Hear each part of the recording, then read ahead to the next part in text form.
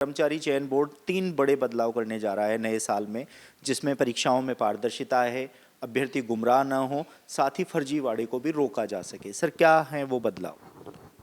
देखिए, सबसे पहला बदलाव तो इस बार हमने डिसाइड किया था कि जो हमारे फॉर्म्स भरवा रहे हैं, हमने 3 नोटिफिकेशन निकाल दिए हैं और अभी और 2 नोटिफिकेशन निकलने वाले हैं। और हमने जो हमारी भर्तियों के जो डेट्स हैं, कुछ जिनमें बदलाव किए गए, उनको हमने निकाल दिया है।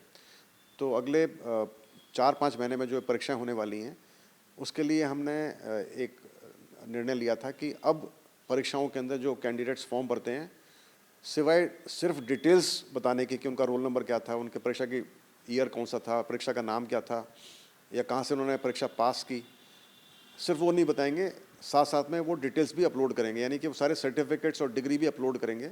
तो हम चाहते हैं कि हर कैंडिडेट अपना जो उनके द्वारा प्राप्त की गई शैक्षणिक योग्यताएं हैं या दूसरे सर्टिफिकेट्स हैं, चाहे वो स्पोर्ट्स के हों, चाहे उनके कास्ट कैटेगरी के हों, वो सब वो अपने वन टाइम रजिस्ट्रेशन वाले पोर्टल पर अपलोड करें, ताकि वो फ्रीज़ हो जाए।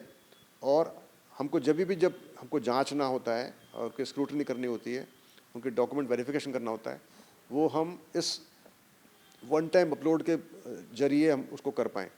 यानी कि अभी सारे जो डिटेल्स होंगी, कैंडिडेट को जैसे फॉर्म भरने के लिए कैंडिडेट जाएगा, तो उसको वो पहले जो लिंक है उसको ले जाएगा अपने OTR पर, वहाँ पर सारा उससे अपलोड करवाएगा डॉक्यूमेंट्स को। तो अब ध्यान रखना पड़ेगा कि आप अपने डॉक्यूमेंट से अपलोड करें और वही डॉक्यूमेंट अपलोड करें जो आपका सिरदर्द ना बने, यानी कि जो आपने मेहनत से कमाया हो और ख़रीदा ना हो। नहीं तो फिर आपको ज़िंदगी भर वो डॉक्यूमेंट तंग करेगा, क्योंकि वो डॉक्यूमेंट वहाँ पर रहेगा, फ्रीज रहेगा। चाहे वो आप RPSC की परीक्षा हो, चाहे कर्मचारी चयन बोर्ड की परीक्षा हो, चाहे वो UPSC किसी की भी हो, वो डॉक्यूमेंट नज़र आएगा और जीवन भर आपकी जान खाएगा।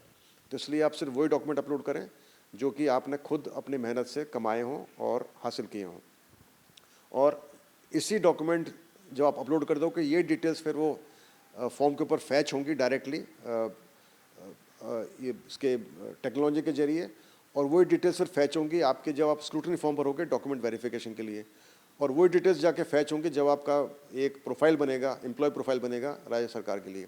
कहने का मेरा सीधा मतलब ये है कि आपने जो डॉक्यूमेंट अपना अपलोड करना है वही करेंगे। यदि बाद में आपने कोई डॉक्यूमेंट गलती अपलोड कर दिया, तो आप अपलोड दूसरा कर पाओगे, लेकिन जो पुराना डॉक्यूमेंट वो वहाँ पर बोलेगा, वहाँ रहेगा, बताएगा कि ये डॉक्यूमेंट आपने अपलोड किया हुआ है। तो कई बार जो कैंडिडेट्स फर्जीवाड़ा करते हैं, एक ही टाइम पर 2 डिग्री ले लेते हैं, जो कि अलाउड नहीं होता है, तो फिर वो ऐसे कैंडिडेट्स पकड़े जाएंगे। और जो कैंडिडेट किसी ने नौकरी खरीदी हुई है तो वो डिग्री भी पकड़ी जाएगी। तो बहुत ही सोच समझ के कार्रवाई करें। ई-मित्र का आप कई बार कुछ लोग बहाना बना लेते हैं, वो ना बनाएं, मानवीय भूल वाला इशू ना करें। और ई-मित्र भी काफ़ी बिजी होते हैं, तो वो भी कई बार लगातार फॉर्म भर रहे होते हैं, तो उन पर बजाय पूरा भरोसा करने के खुद भी आप चेक करें, इंश्योर करें कि आपके डॉक्यूमेंट सही तरह से बने हैं, आपके फॉर्म सही तरह से भरा जा रहा है और उसमें गलती नहीं हो रही है। इसके अलावा ये पहला बदलाव था।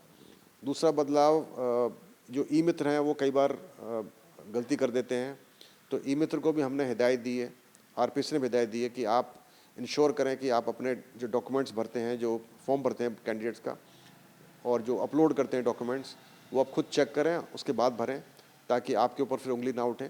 क्योंकि हालांकि इसमें कैंडिडेट शपथ लेता है कि सारे डॉक्यूमेंट सही तरह जांच कर लिए गए, मगर यदि कहीं पर ऐसा फर्जीवाड़ा पकड़ा गया कि वो फर्जी डॉक्यूमेंट डिग्री अपलोड की गई है, तो उसमें ई-मित्र की जवाबदेही बन जाती है। मुझे उम्मीद है कि ई-मित्र भी एक अच्छे नागरिक का अपना बनने का परिचय देंगे और योगदान देंगे राष्ट्र निर्माण में, और अवॉइड करेंगे फर्जीवाड़े घुसने के लिए।